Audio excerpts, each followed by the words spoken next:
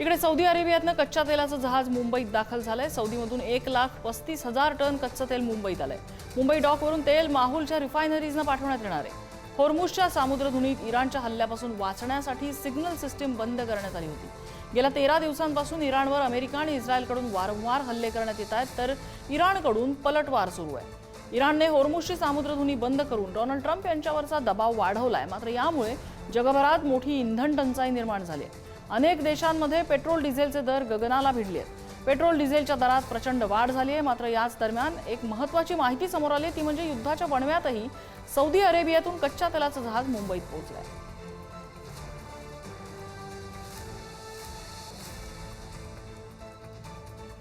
आणि भारतीय जहाज होर्मुझची सामुद्रधुनी पार करू शकणार आहेत। त्यांना प्रवासाला परवानगी मिळाली आहे। भारत आणि इराणच्या परराष्ट्र मंत्र्यांमध्ये फोनद्वारे चर्चा झाली। भारतीय जहाजे होर्मुझची सामुद्रधुनी ओलांडू शकतात असं एस जयशंकर यांनी स्पष्ट केलंय।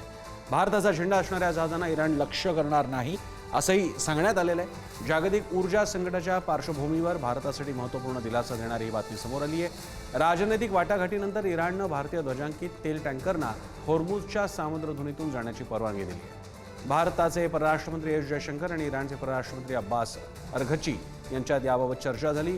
अमेरिका, युरोप आणि इस्रायलमधील जहाजांना निर्बंधांचा सामना करावा लागत असला तरी भारतीय जहाजांना होर्मुझमधून जाण्यास सूट देण्यात आली।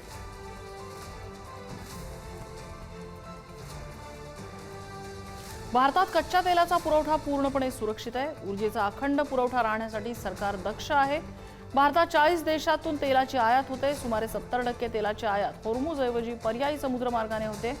भारताचा दैनंदिन कच्च्या तेलाचा वापर 55 लाख बॅरल आहे आणि देश सुमारे 40 देशातून तेल आयात करतो। पुरवठा सुरक्षित ठेवण्यासाठी तेल विपणन कंपन्यांनी विविध स्रोतांकडून मालाची उपलब्धता सुनिश्चित केली आहे। पूर्वी भारताची 55% कच्च्या तेलाची आयात स्ट्रेट ऑफ होर्मुझ मार्गातून व्हायची, परंतु आता 70% आयात पर्यायी मार्गांनी केली जाते। युद्धानंतर 3 कोटी बॅरल रशियन तेल भारतात दाखल होत आहे। आखाती देशातील तणावामुळे विस्कळीत पुरवठा होणारा आता सुरळीत होऊ शकतो। अमेरिकेने गेल्या आठवड्यात रशियन तेल खरेदीला संमती दिली होती। गतवर्षी अमेरिकेनं भारतावर रशियन तेल खरेदीसाठी 25% दंडात्मक शुल्क वाढ केली होती। रशियन तेल खरेदीवरून सातत्यानं राजनैतिक दबाव टाकण्यात येत होता। इराणवरील हल्ल्यानंतर भारताची इंधन सुरक्षा धोक्यात आली आहे। अमेरिकेनं गेल्या सप्ताहात रशियन तेल खरेदीसाठी काही काळ सवलत देऊ केली आहे। त्यानंतर इंडियन ऑइल कॉर्पोरेशन, रिलायन्ससह काही कंपन्यांनी विकल्या न गेलेल्या रशियन तेलाची खरेदी केली आहे। यातील बहुतांश तेल जहाजामध्ये भरलेलं होतं, मात्र त्याला खरेदीदार नव्हता। एशियन समुद्रात रशियन तेल जहाज त्यामुळे अडकून होती।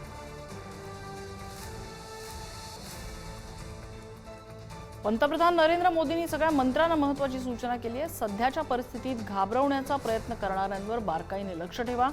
सोशल मीडियावरील विरोधकांच्या प्रचाराला मंत्र्यांनी आक्रमकपणे उत्तरं द्यावी। संबंधित परिस्थितीचा केवळ एका देशावरच नाही तर संपूर्ण जगावर परिणाम होतो असं पंतप्रधान मोदींनी म्हटलंय।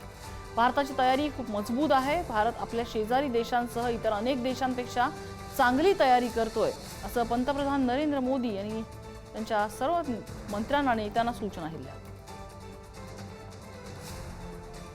युद्धाच्या पहिल्या आठवड्यात अमेरिकेचा 1 लाख कोटी रुपयांचा खर्च झालाय। फक्त शस्त्र आणि दारुगोळ्यावरच 45,000 कोटींचा खर्च झालाय। अमेरिकेच्या संरक्षण विभाग पेंटागॉनने ही माहिती दिली आहे। त्यामुळे युद्ध किती खर्चिक आहे याची आपल्याला कल्पना येऊ शकते।